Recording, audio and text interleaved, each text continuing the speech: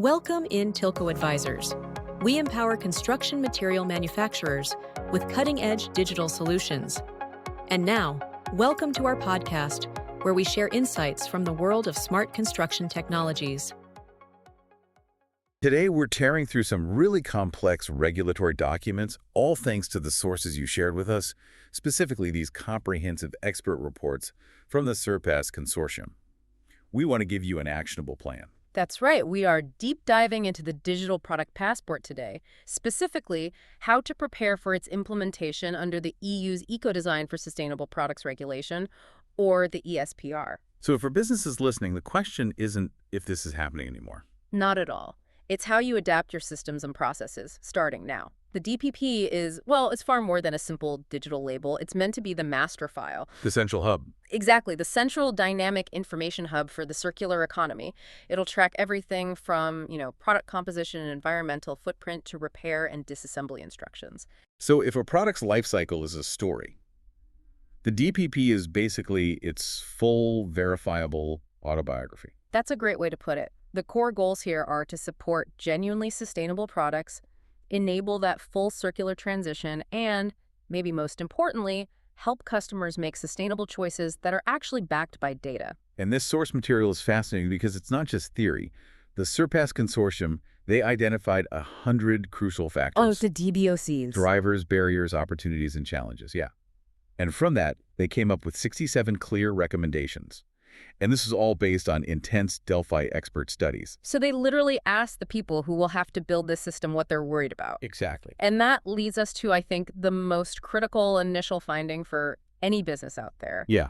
The awareness gap. The awareness gap. Yeah. The experts all agree that these 100 factors, the barriers and challenges we're about to discuss, are highly relevant to getting the DPP right. But the actual level of awareness among firms about what these factors really mean, it's significantly lower than how relevant they are. Wait, hold on. So the experts are saying this is really, really important, but at the same time, they're seeing that the businesses who have to comply, they haven't really internalized the specifics of the challenges yet. That's it. It suggests a massive preparation deficit. Wow. It means a lot of firms, especially small and medium-sized enterprises, they know the DPP is a big deal, but they haven't mapped out the practical, the technical, and the resource changes they need to make it work. So our mission today is to close that gap. We're focusing on the good practices, the consensus recommendations that came out of all this. Precisely. Okay, let's unpack this. Before we can get to the good practices, we have to really understand the immediate hurdles. What are the top barriers firms are facing? And what are the big structural challenges that could threaten the whole system?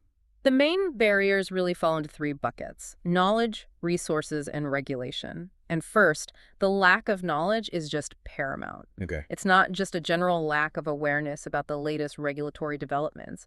It's compounded by a really deep shortfall in expertise and proficiency.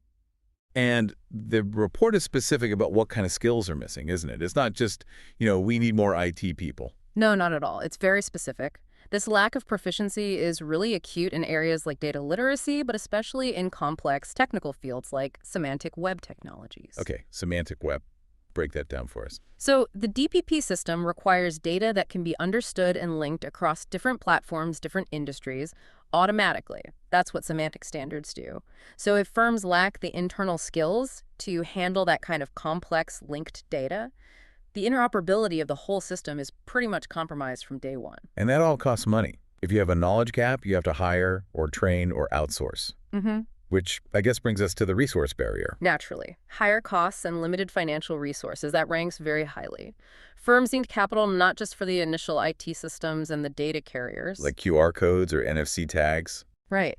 But also for ongoing employee training and, this is critical, the data auditing required to verify that the information going into the passport is even accurate. That's a significant budget item. So for someone listening right now, what's the immediate budget sink?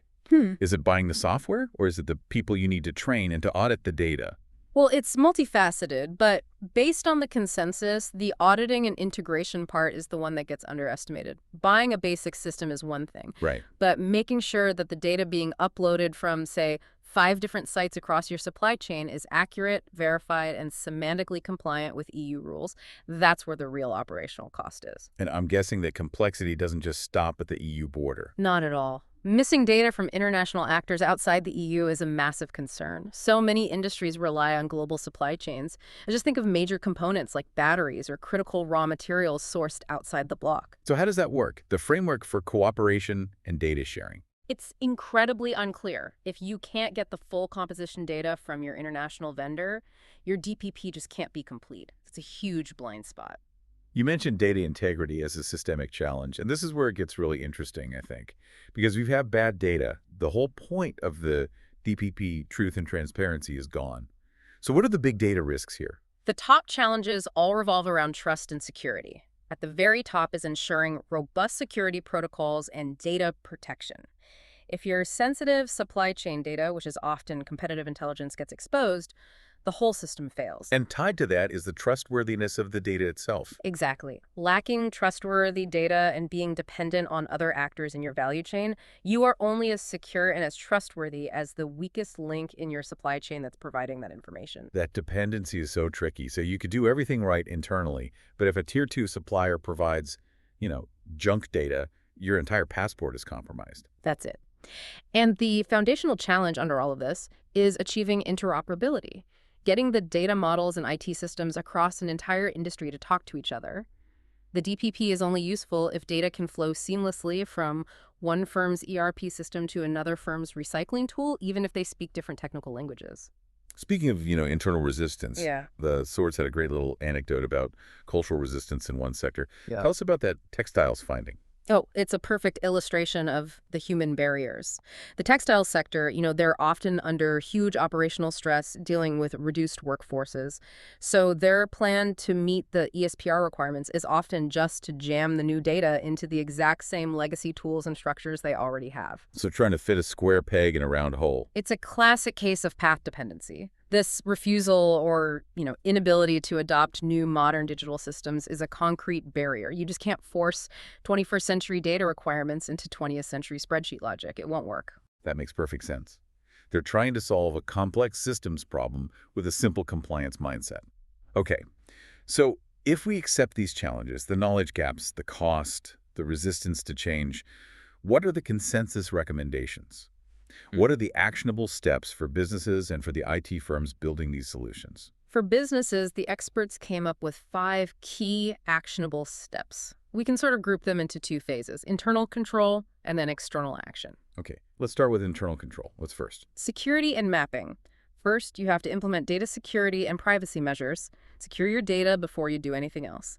Second, map your data requirements to your stakeholders. What does that mean exactly? Mapping requirements. It means you draw up your value chain and figure out precisely which company, which entity is responsible for providing each data point material composition, repair manuals, environmental impact scores, all the things that will eventually populate the passport.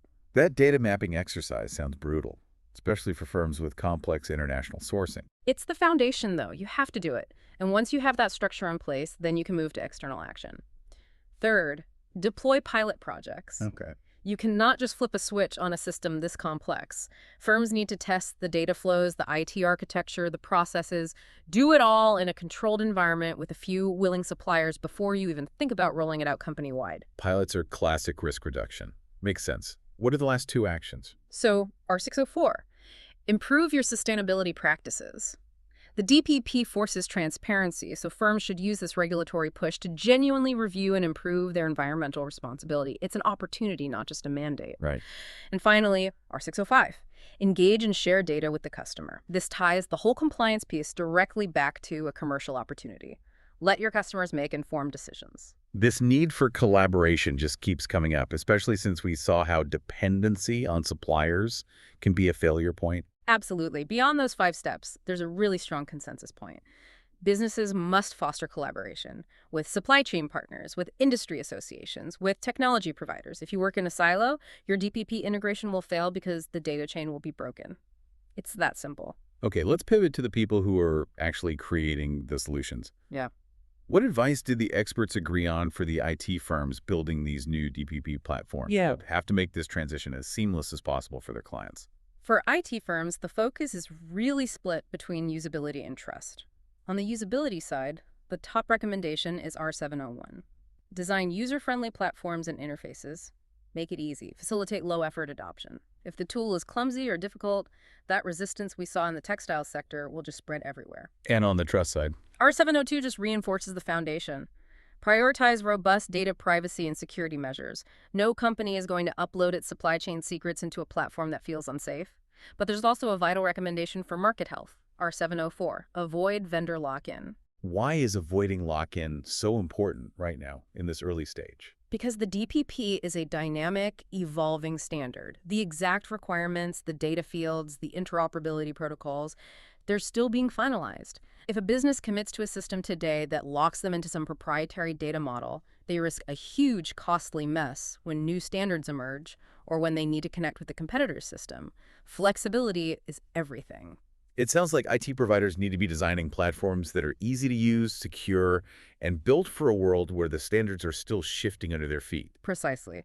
The other recommendations for them are to involve users in product development, which is R703, and crucially to build up know-how, R705. Invest deeply in expertise in this area. Don't just treat it like another software feature. Beyond what individual firms can do, did the experts suggest any support mechanisms from the policy side, especially for those SMEs struggling with a knowledge gap? Yes, definitely. Policy should create regional DPP support centers or hubs. These hubs would specifically help economic operators, especially SMEs, navigate all the complexities, provide training, and get over those initial knowledge barriers. That seems critical. It is. Also, to reduce the burden right away, R305 is key. Policy needs to clearly define what's mandatory versus what's non-mandatory data for the DPP. They have to stick to the data minimization principle. That focuses everyone's effort on only the essential data. It's so easy to get bogged down on the compliance hurdles, the cost, the data risks.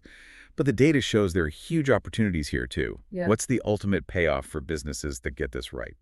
The opportunities really highlight the value proposition for the circular economy. The top two relate directly to materials recovery, providing information on material composition for recycling and increasing the recovery and use of recycled materials. This information has always been so opaque or scattered. So it speeds up the end-of-life process, Yeah. but it also feeds back into the beginning of the cycle, doesn't it? Absolutely. The data creates a perfect feedback loop for engineers and designers. Opportunity 06 is improving product design based on the data you collect. If you learn that a specific component consistently causes waste or prevents repair, you change your manufacturing upfront. And of course, simplifying maintenance and repair extends the product lifespan. What about market integrity? Right. For a company that invests heavily in being sustainable, how does the DPP protect that investment? It acts as a powerful verification tool. The DPP promises to limit greenwashing and plagiarism, which should drastically increase consumer trust in genuinely sustainable products. And by doing that, the data suggests these businesses will see real economic benefits from sustainable products that are now backed by verifiable data. At the end of the day, the experts see the DPP as the glue that brings all the actors of a circular ecosystem together. This has been a really insightful look into the readiness landscape. For our listener, the essential preparation steps seem clear. Yeah. Address that awareness and knowledge gap immediately. Focus heavily on data security, integrity, and interoperability. And finally, deploy internal pilot projects while actively collaborating across your entire supply chain. And as we close this deep dive, we have to acknowledge this isn't just an EU project. The Delphi surveys included a high number of stakeholders with global operations, reflecting this rising international interest. The source itself suggests that DPPs should be interoperable with similar projects outside the EU. Right. So if we connect this to the bigger picture, it raises a really important question for the firms leading this effort. Considering that most global supply chains do not end at the EU's borders, how quickly must international standardization organizations move to adopt these current EU efforts, to ensure the circular economy truly becomes a global initiative and not just an EU internal compliance concern? That push for global standards, that will define the success of the DPP for years to come. That's it for today's episode. We hope you enjoyed exploring how digital workflows are transforming the construction industry. Don't forget to subscribe and join us next time for more insights into building smarter. Looking for more knowledge and inspiration? Head over to our website. You'll find everything you need to keep building smarter.